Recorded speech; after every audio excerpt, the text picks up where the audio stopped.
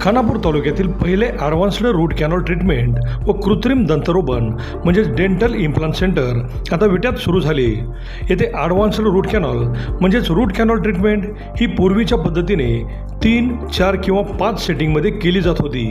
तीच ट्रीटमेंट लॅबेमोड सारख्या ॲडव्हान्स दुर्बिणीद्वारे केवळ एकाच सेटिंगमध्ये किंवा एकाच विजिटमध्ये पूर्ण होते।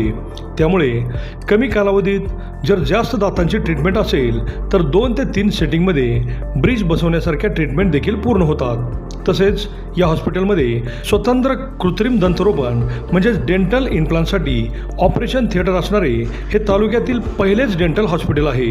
येथील सर्व ट्रीटमेंट हॉस्पिटलमधीलच तज्ज्ञ डॉक्टर्स पूर्ण करतात। डॉक्टर पृथ्वीराज देशमुख व डॉक्टर पूजा देशमुख हे रूट कॅनॉल व इम्प्लांटमधील अनुभवी व दातांमधील MDS म्हणजेच मास्टर्स ऑफ डेंटल सर्जरी हे डिग्री प्राप्त असून सर्वच अत्याधुनिक ट्रीटमेंट ह्या एकाच छताखाली केल्या जातात। चला तर मग आपल्या दातांच्या कुठल्याही समस्यांसाठी आजच भेट द्या।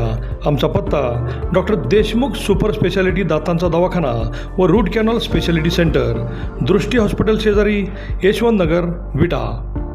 नमस्कार, प्राईम न्यूजमध्ये आपल्या सर्वांचे स्वागत। माजी खासदार संजय काका पाटील हे अत्यंत लढवय्ये व अत्यंत धडाडीचे नेतृत्व असल्याचे सिद्ध झाले।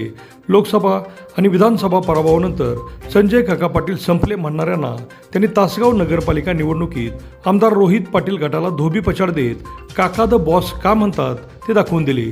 2 वेळा खासदार राहिलेल्या संजय काकांनी भाजपाला एका वेगळ्या उंचीवरून नेऊन ठेवले, पण भाजपामध्ये प्रवेश न मिळालेल्या संजय काकांनी तासगाव नगरपालिकेत कोणत्याच पक्षाचा पाठिंबा न घेता संजय काकाच पक्ष आहे आणि मायबाप जनताच परमेश्वर मानत नगरपालिकेत स्वतःच्या हिमतीवर जोरदार कमबॅक केले आणि आगामी जिल्हा परिषद पंचायत समितीसाठीही ताकदीने सज्ज असल्याचे दाखवून दिले। संजय काकांचे कट्टर समर्थक बाबासाहेब पाटील यांच्या पत्नी सौ विजया बाबासाहेब पाटील यांनी निवडून येताना 9,541 मते मिळवली, तर विरोधी आमदार रोहित पाटील गटाच्या उमेदवार वासंती बाळासो सावंत यांना 9,442 मते मिळाली। सलग तिसऱ्यांदा संजय काकांनी तासगाव नगरपालिकेवर झेंडा फडकवल्याने तासगावात काकाच बॉस असल्याचे सिद्ध झाले आणि ज्यांनी काकांना भाजपमध्ये येण्यास विरोध केला त्यांना जोरदार चपराकही बसली। लोकसभा आणि विधानसभा निवडणुकीनंतर मात्र संजय काका संपले असा प्रचार विरोधकांनी सुरू केला होता, पण त्यांना तोंडावर पाडत काकांनी तासगाव नगरपालिका जिंकली।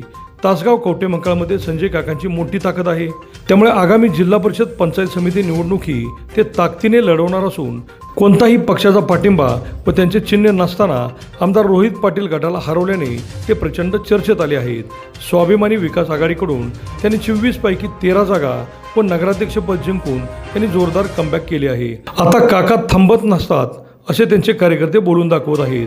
काकांचा हा विजय त्यांच्या कार्यकर्त्यांसाठी नवसंजीवनीच म्हणावी लागेल। आता जिल्हा परिषद पंचायत समितीसाठीही काका आपल्या कार्यकर्त्यांसह ताकदीने मैदानात उतरणार एवढे मात्र नक्की। अभिजित शिंदे, प्राईम न्यूज, विटा।